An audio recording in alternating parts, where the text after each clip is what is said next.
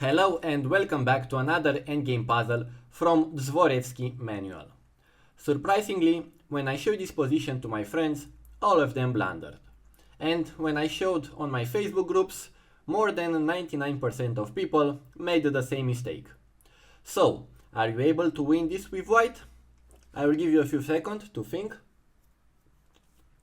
The wrong move that everybody starts with, and I hope you didn't play that move, is king takes on g2, thinking that the rook covered the promotion square, so black cannot promote, because you will take both of the pawns. But what all of them fail to see is king to e4. Black isn't forced to promote right away, and by bringing his king to help, this position is now a draw, no matter the material advantage. But maybe I judged you too quickly, and you did so that move from black, and you thought that you are still winning this after king to f2. Because even if black will defend his pawn with king d3, you can put him in a zugzwang with king to e1, and now, no matter what, he will lose one of his pawn. If he goes to c3, he will lose the e pawn, and if he goes to e3, he will lose the c pawn. And after that, this will be an easy win for white. Well, if you saw all of that, then congratulations. You have a good visualization. But unfortunately for you, you are in that 99% category of players who rush with the first sequence of moves, and they don't stop to consider some more unconventional ones over here. I bet you didn't saw this defense from black with the pawn promotion sacrifice. Here, no matter which way you took, the best you can achieve is a draw. If you take it with the king, black will move to d3, and your king is cornered over here. Moreover, if you move it, you will let your rook undefended.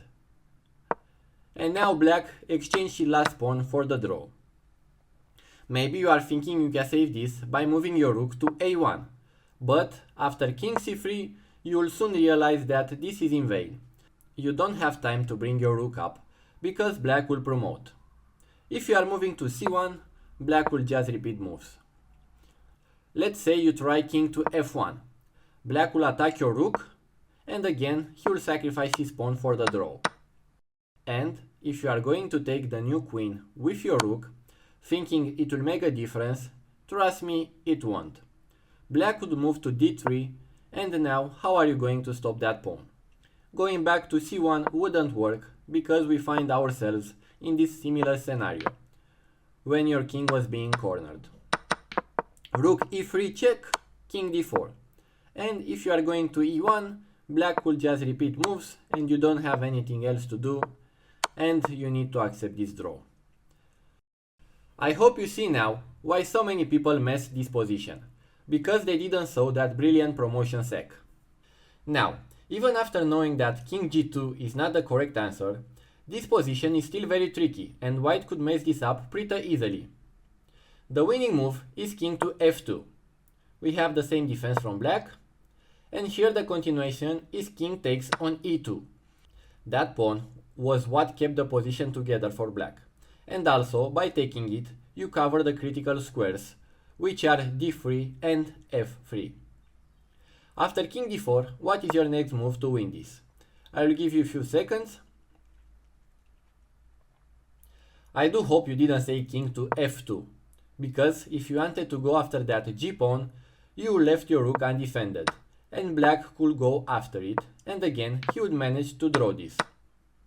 Even if you're bringing your rook to g1, this is also drawing, because black will sacrifice his pawn for the draw. And here, please don't try to be clever, thinking you'll somehow manage to win this by lifting the rook up, because black has these beautiful forcing moves, ensuring him a queen. Going back, if you set king to d2, yes, this is a good continuation. But what are you playing after king to e4? Can you find the correct moves for white? Because if you immediately grab that c pawn, you would have blundered big time. See, I told you this was very easy to mess it up. Here, black would move to e3. And the problem is that your king is being shouldered, and both of your pieces are isolated from black pawn, and there is no way to win it. because black has access to this nice little square on f2, kicking your rook out. So, what should we play here? We can't take the pawn with the rook because black will promote the g-pawn. So, are we just gonna repeat moves? I don't know if you notice, but here I said king d2 is a good continuation, but it's not the winning move. King d2 is still winning because we will get back to this position, where white needs to find another move to win this game. Actually, there are multiple correct moves here. The important part is to know that the winning move is a rook move. You can play rook e1, you can play rook g1, you can even play rook a1, and you are still winning this. So let's see rook g1, and after that we will look at two possible responses from black, which are king to c3 and king to e4. I think that the reason why it was a little hard to find the previous moves and to think that the correct move was a rook move, it's because this doesn't look so winnable, right? You can take the g-pawn, and with the move king to c3, black will go to b2, and after that secure a promotion. But trust me, this position is a win, and the next move is king to e3. Still don't believe me this is a win? It is a win because here you wouldn't take the pawn. If you do that, yes, this will be a draw. Even if your rook is pinning the pawn, black could unpin themselves by moving to b1, and now the promotion next turn is unstoppable. In order to win here, you don't need to rush. Your rook is a powerful guardian on that first rank, so here we can play king to d2. And if black would promote the c-pawn, your rook is now protected and you could capture the queen. And if black will move to b3, you can move to c1, you can take the g-pawn, your choice on how to win this. And going back to see black other defense with king to e4, here white needs to play rook to e1. And this is why that e-pawn was so important, holding the position for black. And why d3 and f3 are the critical square in this position. Here black couldn't get closer to his pawn, so he needs to make a detour, but this will be too slow for him. If he will go to d4, you would move to d2. If you will move to f4, you will move to f2. Now, can you see why this is different from before and why this position is winning?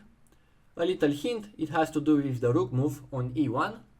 You are correct. In our previous case, when the rook was on c1, black will just repeat moves and he will go to e4 and will try to promote his g-pawn. But now he cannot do this because he can't move to the e-file because the rook protected. This is why we need a rook on e1, because if black would have gone to f4 and we would move to f2, the rook would still be in the middle of the pawn, cutting black king access to the other pawn. Now, no matter what black's move, he will lose both of his pawn. And there you have it. I hope you enjoyed this puzzle. Let me know in the comments if you managed to solve it up until the end, or at least if you found the first correct move. Even if at the first glance it seems an easy puzzle, you can really see the beauty of chess here. Thank you again for watching, and I will see you in the next one.